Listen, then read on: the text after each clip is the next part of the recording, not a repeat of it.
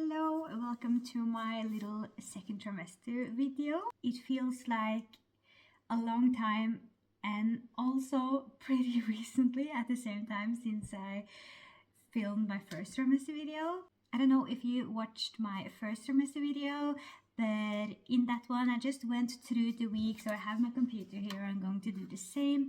I went through week by week and just in generally how I've been feeling. To summarize my first trimester, it was very hard in the sense of I was very scared of losing the baby.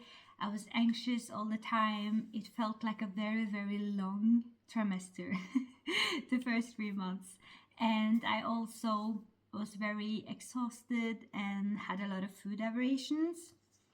I went into the second trimester just thinking that I would have so much energy and that this would be a lot better, and for me that wasn't the case. I haven't really written much in the second trimester, but I will still go through it. So from week 14, when your second trimester is starting, I had the ultrasound on the hospital, the first official early ultrasound that you get in Norway. I don't know if it's like that everywhere, but in Norway at least we have an early ultrasound from around week 12 to 14, I think it is, or week 12 to 16. I got it in week 14 and my due date is at 6 days earlier, so it felt like I skipped a week, and after that the weeks went a little faster. And they also indicated the gender. They were pretty sure it was a girl, but they told me not to paint the room pink. I don't know, that ultrasound with my husband was very good. I had been on a lot of ultrasounds private because I was so nervous, and I actually had been a week before as well, just to see if there was something in there.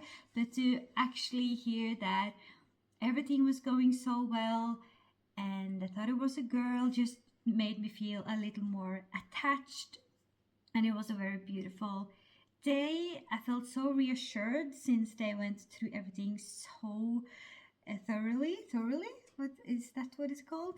They went through everything so good, and I felt so reassured by that. And yeah, afterwards my husband and I went to eat a lunch with my sister-in-law, and we told her, and all three of us went and bought some very girly, flowery baby clothes, and that was, yeah, just a very special and good day that really helped.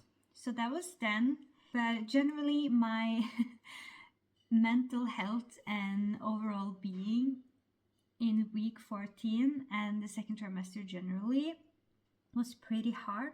Even though I was more calm and not so scared of losing the baby, I'm looking down at my computer, that's why I'm like looking here. It was still very hard for me to go to work, and it was hard for me to keep up with my workouts. I was just still exhausted, and this fall was very difficult. There was just so many challenges and unexpected things. I never felt like I caught a break and was dealing with just so many things. So at the same time as being pregnant and scared and all the physical changes and food aberrations, it was just, yeah, it was just very difficult, and I was starting to struggle more with going to work. I also struggled a lot with brushing my teeth. Felt like I was going to throw up. I never did, but this is still happening every time I brush my teeth.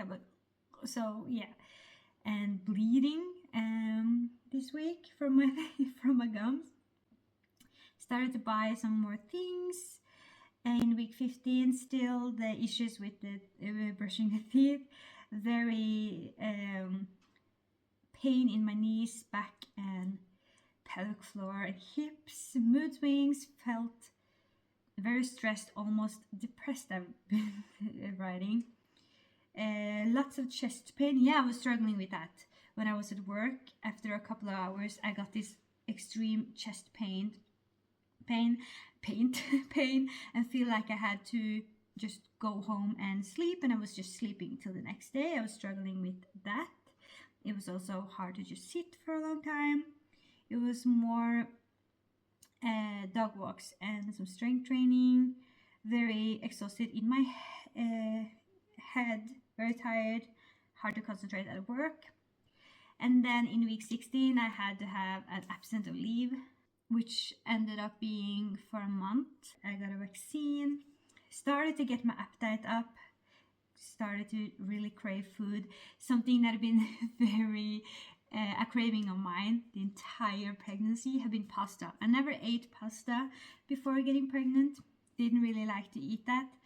Now it's just plain pasta with butter and cheese. Was very hard for me to eat anything else, just didn't want anything very flavory. And also orange juice, which is something that I bought more orange juice this past month than I'd ever done in my entire life. Never had juice for meals, just when I once a year are at the hotel and have breakfast there, that's when I drink juice.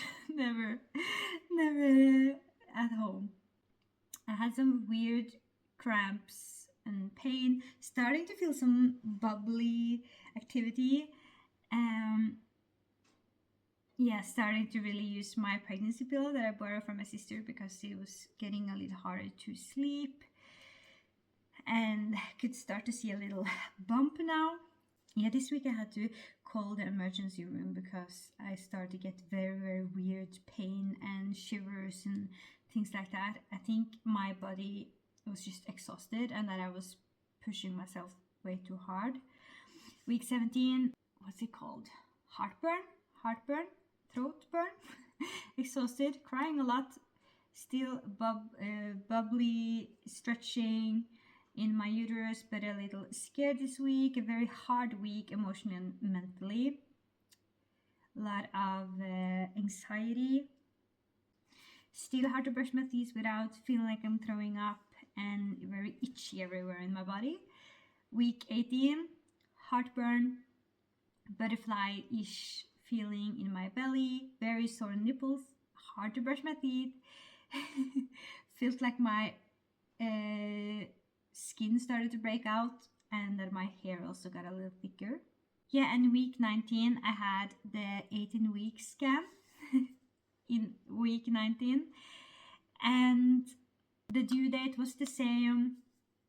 Now they could really confirm that it was a girl, and this time I went with my sister because my husband had to work. He started a new job, and that was a very, very fun experience because she was so active in the ultrasound. I didn't feel like it, and I was still very nervous beforehand, and I was very open and honest with the woman, and she was just so comforting and nice, and I could really easily share my thoughts, and it was very comforting that my sister was with me, and I was just so surprised that she was moving so much. It was hard for her to really do what she was supposed to do.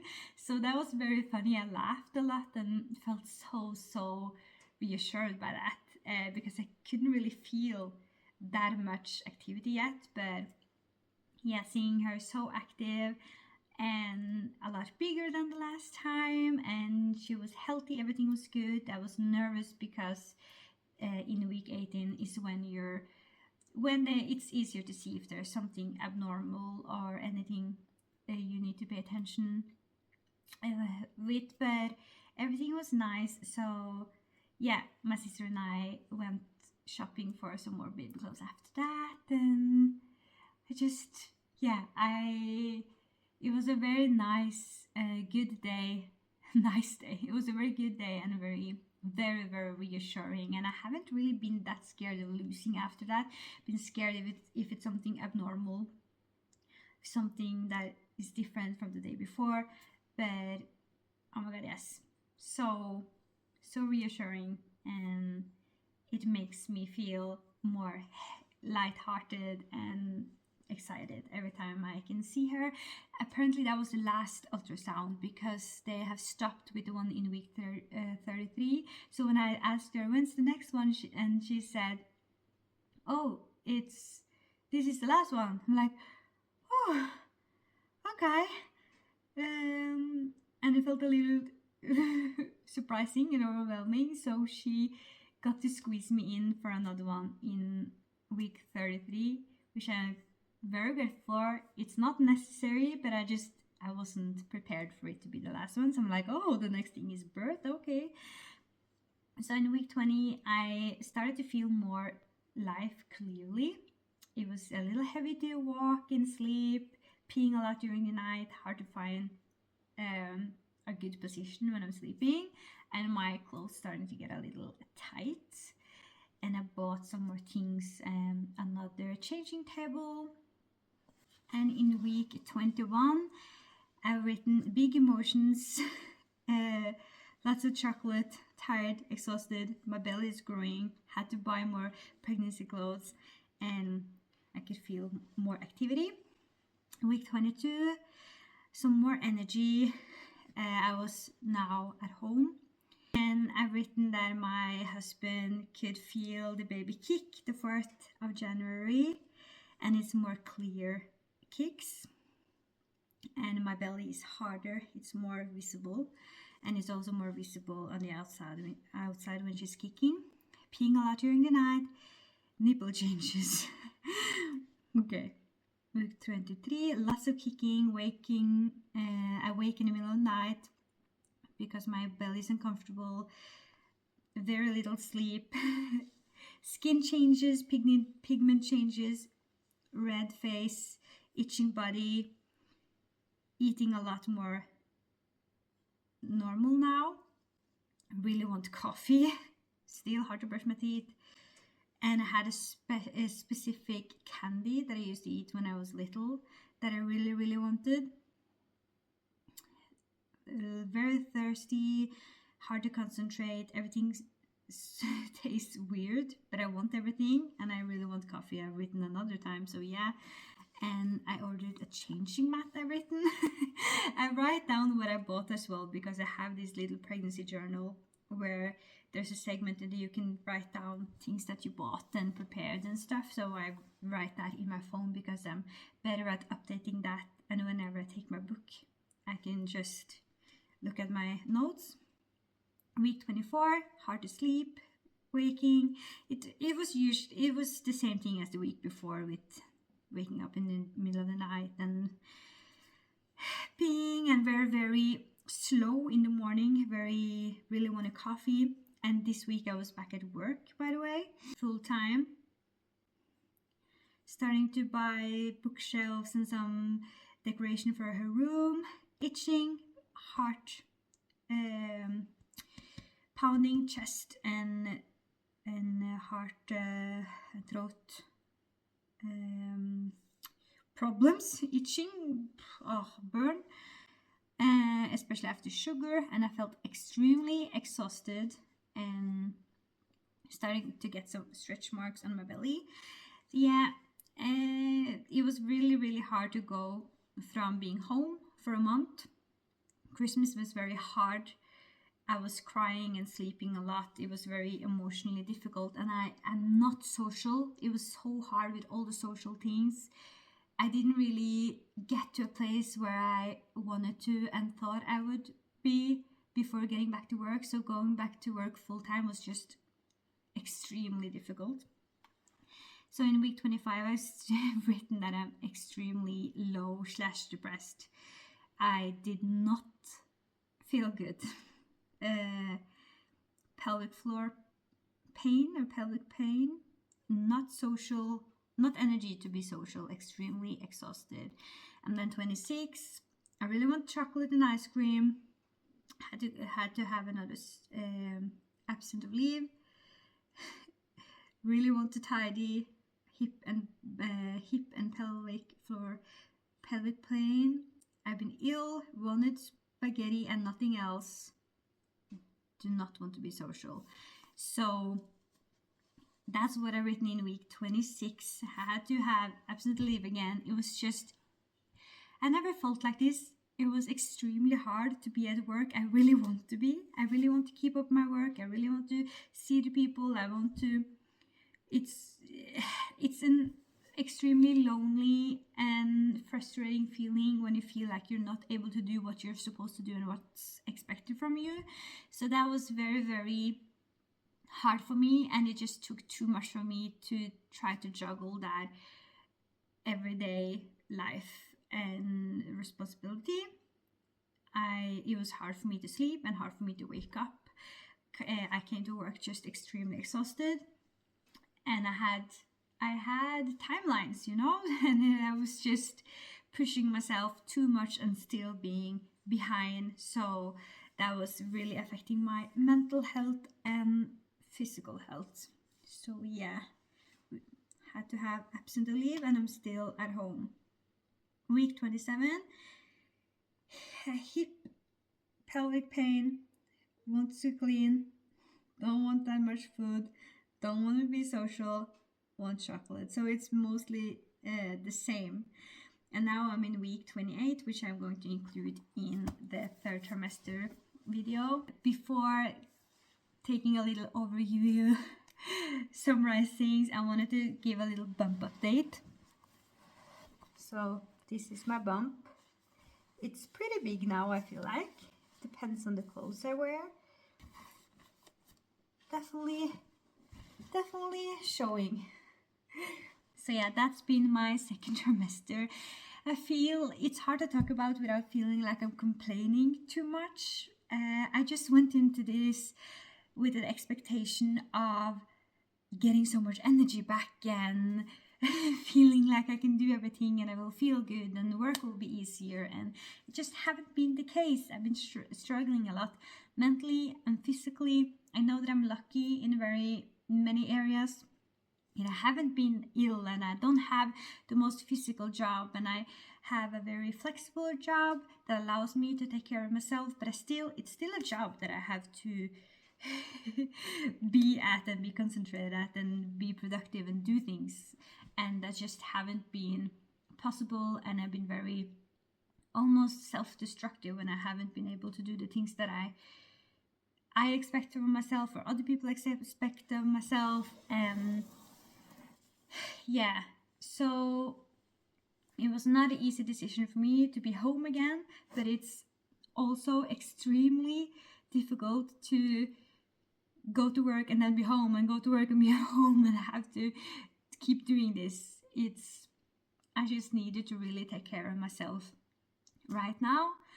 And yeah, it's very easy to compare yourself with others. You see people go to the gym and they go to work and they have a tidy house, and everything seems so easy for other people, but that's usually not the case. For me, I'm very used to being active. I work out 5 times a week. I participate in runs and hiking competitions. I go to the gym before work 6 in the morning, and then after work I go straight on dog walks and I vacuum the house, and I'm a very active person. Meet up with friends several times a week to work out. I like to have it tidy. I like to go for long walks, and I am really interested in my job. So feeling like I'm losing that part now that it's been hard to keep up with works and workout and house chores. I don't feel like myself. I've felt like I've lost a part of myself, and it's been extremely hard to be social. I feel very bothered when people visit me, and it takes too much of me to visit other people. I just want to be left alone. Sometimes it's enough to just be with my husband, and I'm very attached to him as well. So certain days it's like, don't you bother me, I want to be left alone in my room. And other days it's like, why are you leaving? I want you at home at all times. No, so it's been frustrating. It's very up and down, and yeah, I've been just very open with my midwife and my doctor. I'm open to talk to a therapist. I got a physical therapy because of some pain. I feel like it's a lot of things with me, but that's just how it is, and I'm not going to be pregnant 100 times. So it's important to take care of myself now and try to feel attached to the baby and prepare myself for this new chapter So that's how it's been for me. I don't want to be negative, but I also don't want to glamorize it or not be honest. That's how it's been for me, and that's just how it is. So that was my second trimester. It's still very up and down. I'm filming this in a good day, on a good day. Started to nest more, prepare, be more. I'm excited. I'm trying to, yeah, really take care of myself. I really love feeling her kick and be active, and I'm excited and I feel grateful and happy, but it's been hard, and that's something I'm going to be honest about. So I think I'm going to end it here. I hope that you liked it and that it can make you feel less alone, because it can be a very lonely process to be pregnant. It's so different for everyone, and yeah, it can be very hard to talk about, that you may be feeling things that it seems like no one else is feeling or you shouldn't feel. Please don't lock yourself in. Be honest with your partner, or if you don't have a partner, a friend, your midwife, your doctor. It's so important. Everything that matters now is you and your baby and how you're feeling. So please don't be scared to take up some space and talk to people. That's my advice. And yeah, that's it. And I will see you in my next video.